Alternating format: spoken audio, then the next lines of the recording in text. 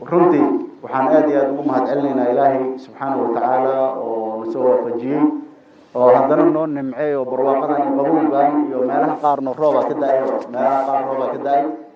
roob xoog laha da-ay shalay alxamdulilah ilaahay mahad iyo shukri leh oo lagu qaboobay ilaahay ugu mahadcelinaynaa jalla jalaaluhu tuugmadii iyo baryadii ilaahay naguma qadinin haddana waa sii tuugaynaa mahaddaas aan ilaahay u celinayna kadib waxaan u mahadcelinaynaa wasiirka caafimaadka iyo daarigtaha iyo BSkiisa iyo dadkiisa kulli la shaqeeyaan maalin dhaweyd markaan arrintan aad u adkay dawladda ma ogoleen laakiin maadaama aan dhahna ilaahay la baryayaa ilaahay u cararaynaa cudurkaan wax naga qaadi karoon baryo ahayn ma laha roob waxaan siin karoon ilaahay ahayn ma jiro dawladdu waxay qaban karto ma laha dadka biyahan dhaaminayna ay leedahay oona loo ba'ay marka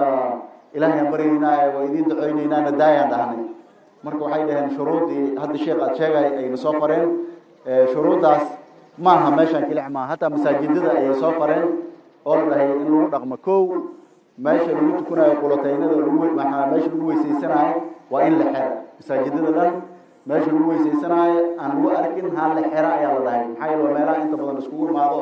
marka la weysaysanayo intiin canduufa la tufa oo la luquna oo la cadiyaysana oo meesha wax badan ka dhacayo meesha ayada waa in la xiro oy xirnaataa si ahaan waa in la kala durdurqaa meesha saan kaloo badan oo iskugu imaanayo waa in lagu kala durdurqaa oo isku dhawaanin oo la kala dheeraada bahalkan afka lagu xiranayo af shareerka ahna waa in la laazima oo la wataa mar walba masaajidada iyo meelaha iskugu imaanayaan waa toos qof walba salligiisa inaas wataa salliga isku tukun lahay qof walba inaad wataa hataa magaalada markaad soo aadi inaad qaadatid oo masaajidka maanta isku tukuniba aad dhigatid meesha isku tukunaysa aad dhigatid masaajidka rasmi isku tukuni oo gaar ahaan haddaad jirana salligaada usoo qaaday waxaa kale oo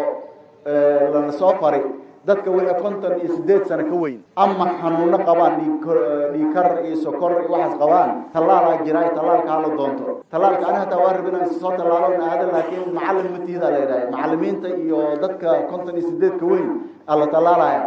ay ka hadda fursad haysto macallimiinta ha tagaan macallimiinta talaalka doontaan waa diyaar talaadada